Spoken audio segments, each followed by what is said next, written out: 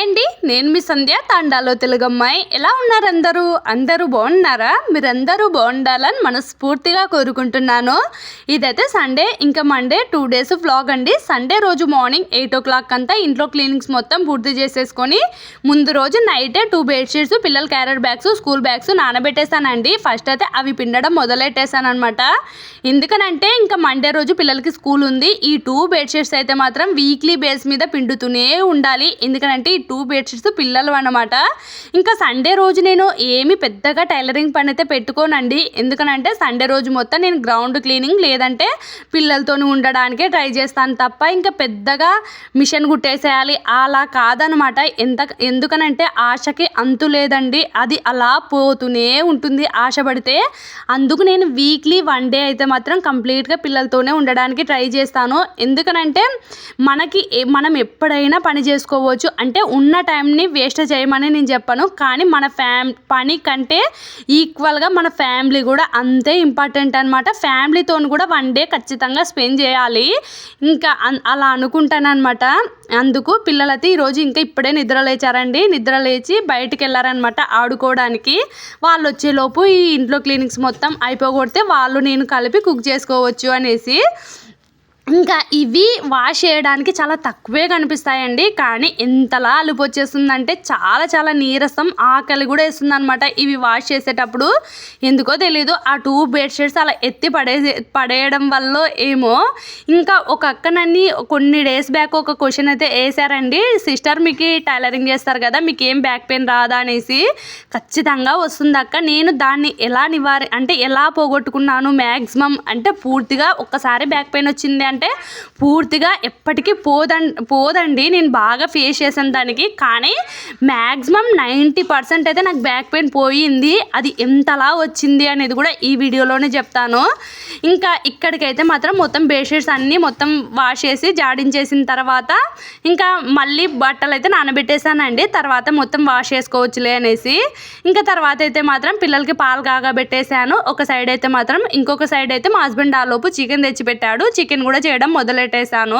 ఇంక ఈరోజు అయితే మాత్రం చికెన్ ఇంకా తిరువాతన్నం అండి. చికెన్ తిరువాతన్నము అంటే పలావ్ కాదు, ఇంకా తెలంగాణలో బగారా రైస్ చేస్తారు కదా, అలాగా మా అమ్మ స్టైల్ తిరువాతన్నం అనమాట. ఇందులోకి ఎలాంటి మసాలాలు వేయను, అలా అని ఇంకా ఏమి వేయను అనమాట.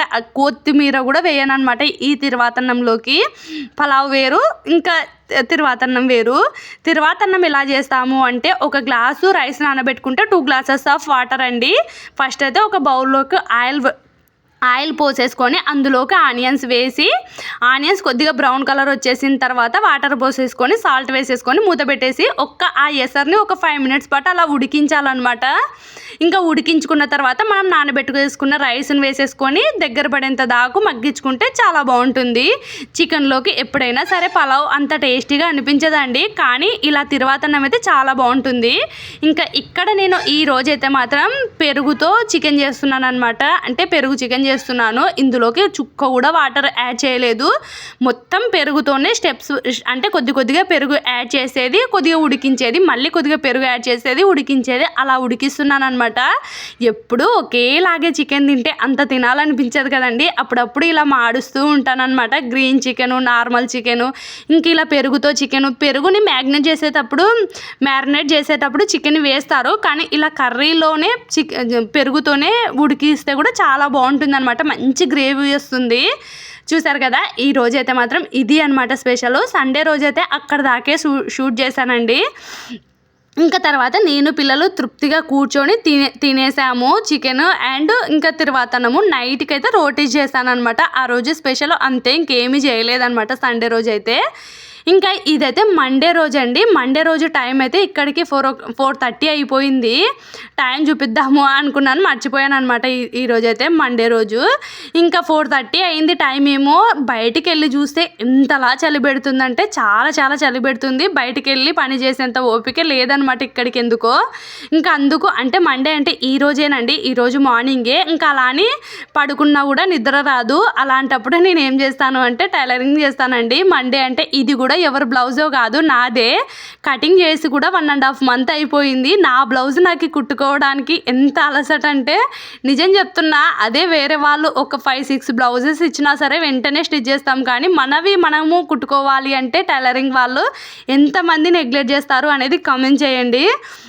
ఇంకా నాకు బ్యాక్ పెయిన్ అయితే వచ్చిందండి. ఎప్పుడు వచ్చింది అంటే మా ఉదయ్ని డెలివరీ అయిన తర్వాత వచ్చిందనమాట. మా ఉదయ్ నాకు డెలివరీ అయ్యేటప్పుడు 4 kgs వెయిట్ ఉండే అండి. అందుకు నాకు చాలా చాలా బ్యాక్ పెయిన్ అయితే వచ్చేసింది. డెలివరీనే వచ్చిందనమాట నాకు.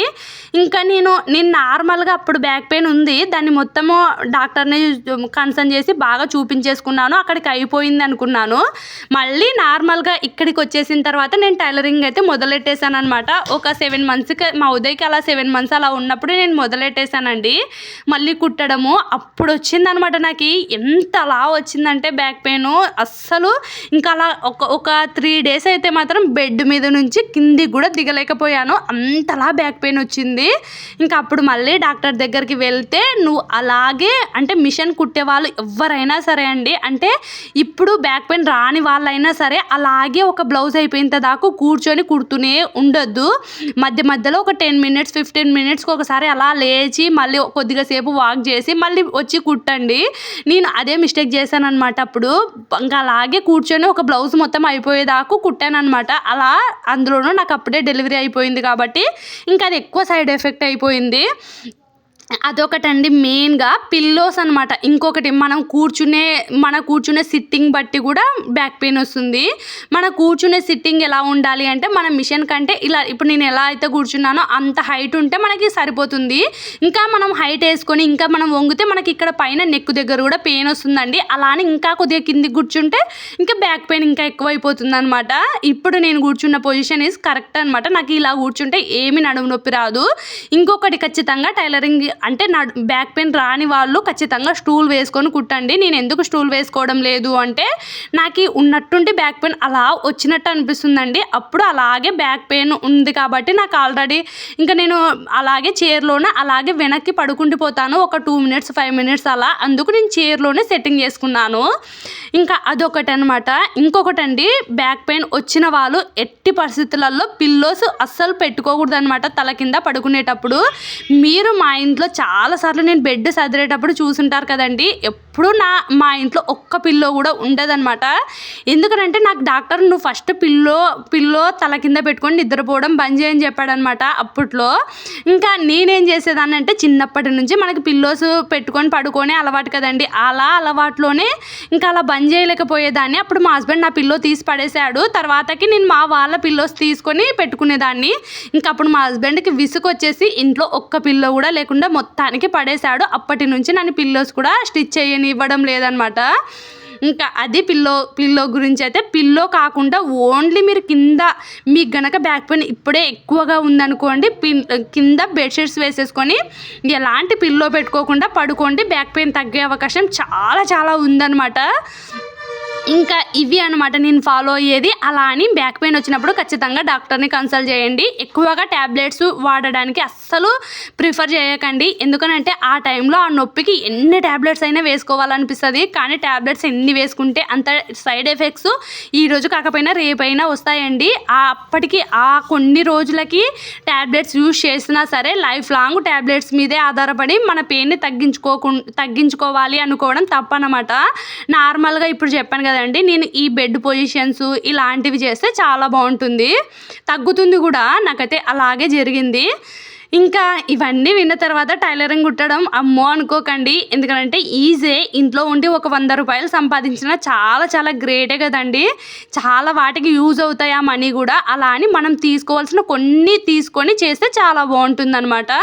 తర్వాత ఇంకా అక్కడ నేను హాఫ్ జాకెట్ దాకా కుట్టేసి తెల్లవారిపోతుంది అనేసి మళ్ళీ లేచానండి. లేచి గేట్ ముందు మొత్తం కసువు జిమ్మేసి ముగ్గు పెట్టేసిన తర్వాత పిల్లలకి ఈరోజు టిఫిన్లోకి అయితే మాత్రం రోటీ ఇంకా పాలండి. పిల్లలకి ఈరోజు హెడ్ బాత్ చేపించేసాను. మా గీత చూడండి పౌడర్ ఎలా కొట్టేసుకుందో.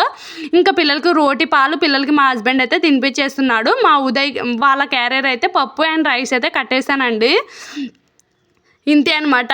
మీ ఇంట్లో ఖచ్చితంగా వీక్లీ ఒక 3-4 డేస్ అయితే నాకు ఖచ్చితంగా రోటి పాలు అయితే పెట్టేస్తానండి పిల్లలకి. అలా పిల్లలు స్కూల్కి వెళ్ళిపోయిన తర్వాత ఇంకా మళ్ళీ వెంటనే పూజ అయితే చేసేసుకున్నాను. పిల్లలు ఉన్నప్పుడే మొత్తం ఇంట్లో అయితే క్లీనింగ్ అయిపోయిందిలేండి. కానీ వాళ్ళు చాలా ఈరోజు ఉత్సాహంగా ఉన్నారనమాట. స్కూల్కి వెళ్ళే హడావిడిలో ఉన్నారు. అందుకు వీడియో షూట్ ఏం పెద్దగా చేయలేదు. ఇంకా మా హస్బెండ్ కోసం అయితే 2 రోటీస్ చేశాను. పప్పు ఉంది, ఇంకా రైస్ అనమాట. ఇంకా ఇక్కడికి వచ్చేసి ఇదైతే నాకనమాట ఈ పప్పాయ. ఎందుకనంటే నేను మార్నింగ్ అంటే ముందు రోజు నేను చికెన్ హెవీగానే తిన్నాను, ఇంకా అవన్నీ హెవీ ఫుడ్సే తిన్నాను కదండి. అందుకు మండే రోజు మార్నింగు ఇంకా నేనేం ఫుడ్ ఎక్కువగా తీసుకోకూడదు అనుకున్నాను. ఈ ఫ్రూట్ అయితే మాత్రం ఇక్కడ ఈ పండు అయితే మాత్రం నేను ఈ కప్పు నిండా 11 o'clock అయితే తీసుకుంటున్నానండి. టిఫిన్కి ఇంతే, ఇంకా లంచ్ కూడా ఇదే అనమాట. డైరెక్ట్గా డిన్నర్లోకి రోటీస్ అయినా చపాతీస్ అయినా తింటాను. అంత దాకు ఇదే అనమాట నాకు ఫుడ్ అయితే. ఎందుకంటే ముందు రోజు నైటే అంత హెవీగా తిన్నప్పుడు ఇంకా నెక్స్ట్ డే మళ్ళీ మన పొట్టలోకి అన్నీ నార్మల్ డేస్ లాగే వేసుకుంటే ఇంకా అదేనండి వెయిట్ గెయిన్ అవ్వడము.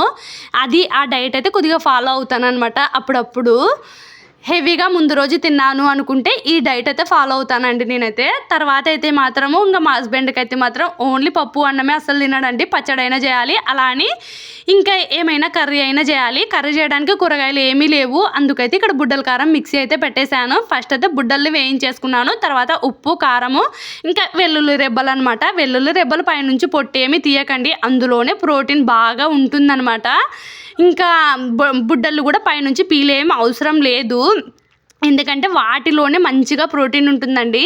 ఈ వీడియో ఇంత దాకా చూసినందుకు థ్యాంక్ యూ సో మచ్. నచ్చితే సబ్స్క్రైబ్ చేసుకోండి ప్లీజ్.